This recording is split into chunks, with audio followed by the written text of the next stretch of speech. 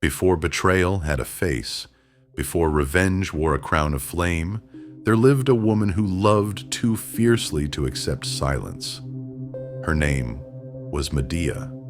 She carried the blood of the sun in her veins, the taste of secret herbs on her tongue, and a dream larger than any kingdom's walls. This is not a tale about heroes winning and villains losing. This is a reckoning. Welcome to Legend Reborn, where the infamous speak again and dare us to judge them.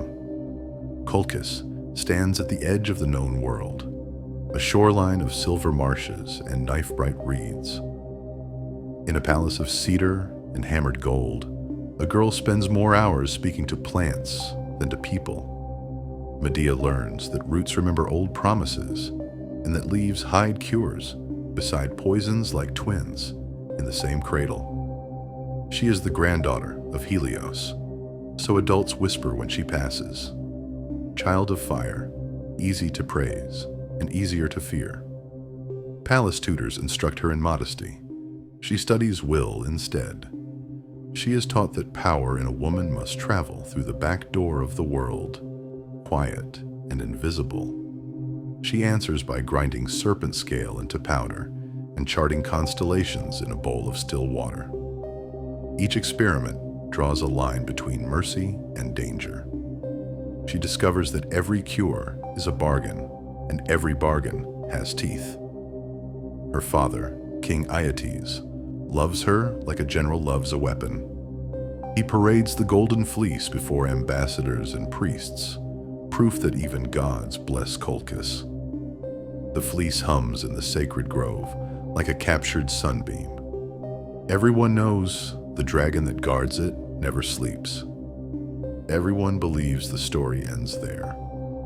Medea grows beside that certainty, like a spark beside dry wood.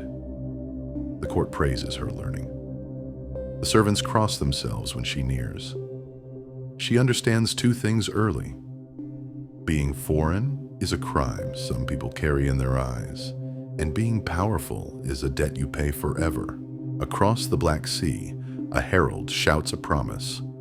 If Prince Jason brings home the Golden Fleece, the throne of Iolcus is his.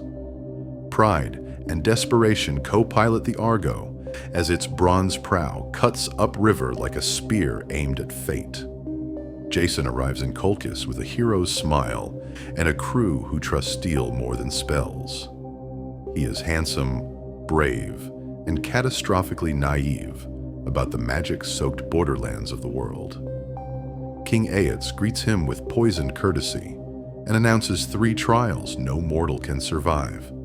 Yoke the bronze bulls of Ares that blow sheets of living fire, sow a field with dragon teeth, and wrestle the armored warriors who grow from the soil, and finally lull the sleepless dragon in the grove. That night, Jason kneels before a campfire and bargains with destiny in whispers. Moonlight turns the river to ink.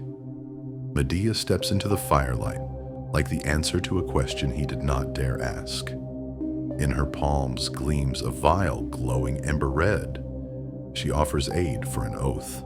Protect her, marry her, remember the debt in his blood. Jason swears. At sunrise, she anoints his skin, and the bulls cannot burn him. At noon, she teaches him the trick of turning the earthborn warriors against each other until they fall to their own blades. At dusk, she lays a lullaby across the grove like a net, and the dragon sinks into dreams. When the fleece comes down from the oak, warm and living, the world tilts. She could return it and be praised forever. Instead, she drapes it across Jason's shoulders and chooses the future over her past. Aeetes wakes to betrayal. The Argo pushes off into the current, and the oars begin their steady, pitiless rhythm. On the deck stands Apsyrtus, Medea's brother, summoned by a sister he trusts. The water slaps the hull like a ticking clock. Medea looks from the shoreline, where her father rages, to the deck, where her lover waits, and she feels the chain that links love to consequence tighten. steel flashes, blood stains bronze. She scatters the remains into the current so the king must stop to gather what is left of his son. The Argo slips into fog, while grief anchors the shore. In the quiet afterwards, she learns the most brutal lesson of power. Some doors only open once, and some choices never stop echoing. The sailors cheer survival, but she studies the crimson eddies spiraling behind them and whispers her brother's name only once.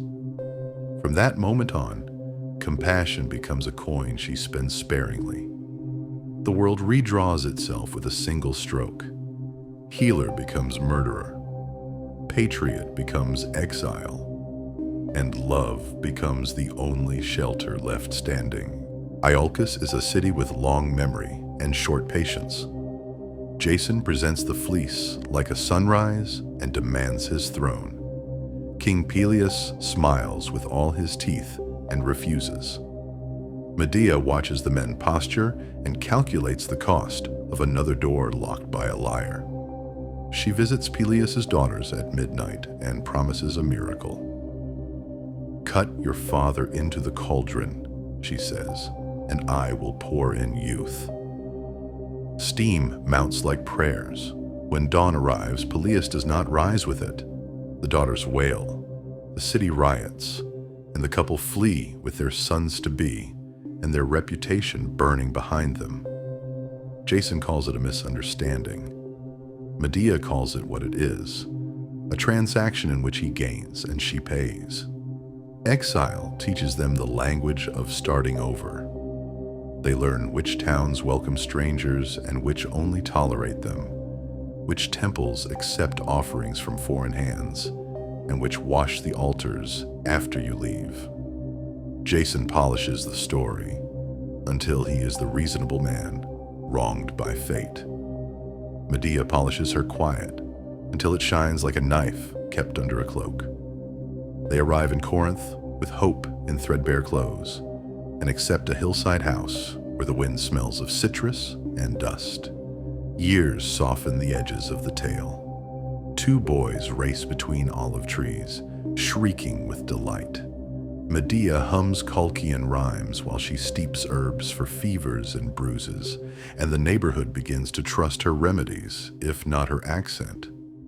She maps the city in secrets, where water tastes sweetest, where rumors gather, where market sellers tell the truth on Mondays and lies the rest of the week. Peace feels like glass warmed by sunlight. Light pours through it, and everything looks generous. But one crack, and the whole window breaks. Jason starts dining at the palace more often. He returns with stories about stability and alliances, about what he could do for the city if he were properly placed.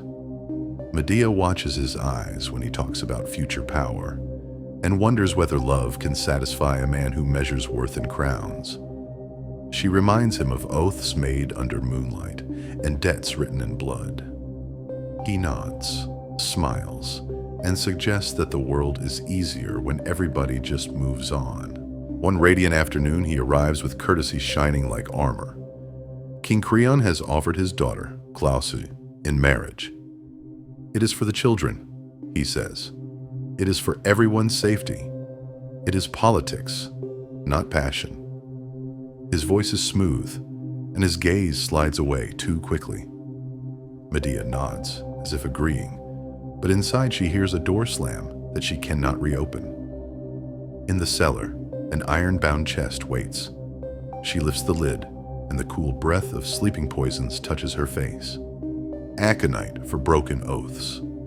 Hellebore for cowardice gilded as strategy. A pinch of pearl to remind the silk what it cost to shine. A single hair from her own head to bind intent. On the wedding day, banners bloom above the streets. Glauce's veil glitters, and the gifts arrive from every quarter. Among them lies a gown and a golden coronet. She puts them on before a mirror and smiles. The silk warms, then sears, then blazes. Creon, rushing to save his daughter, becomes kindling for the same fire. Smoke coils upward like a dragon's laugh, and citizens chant prayers through sleeves pressed to their faces. Corinth learns in a single hour that when Medea is cast aside, she does not break. She breaks the world that casts her. Jason runs home to the sound of screaming bells and burning roofs. The house is too quiet. The boys do not burst from hiding places to grab his legs. Two small forms lie beneath linen. "Monster," he says, because that is the word men use when they finally encounter the price of their own choices.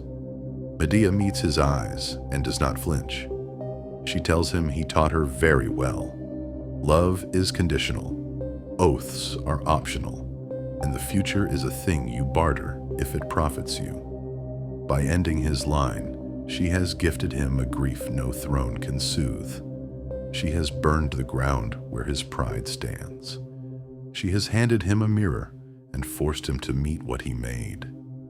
The act is unbearable to witness, and that is precisely why storytellers preserved it. Some say madness drove her. Others claim the gods demanded the sacrifice.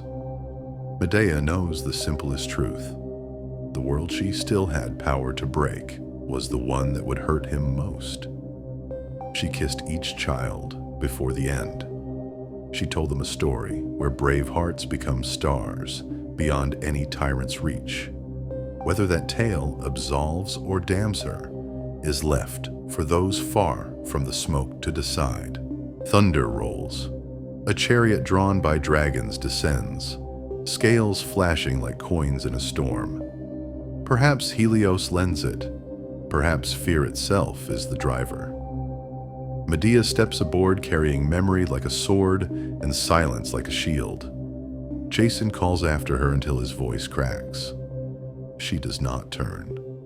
Some chronicles say she found refuge in Athens and taught scholars that intention is a blade sharper than steel. Others say she disappeared eastward and founded a line of queens who could read storms.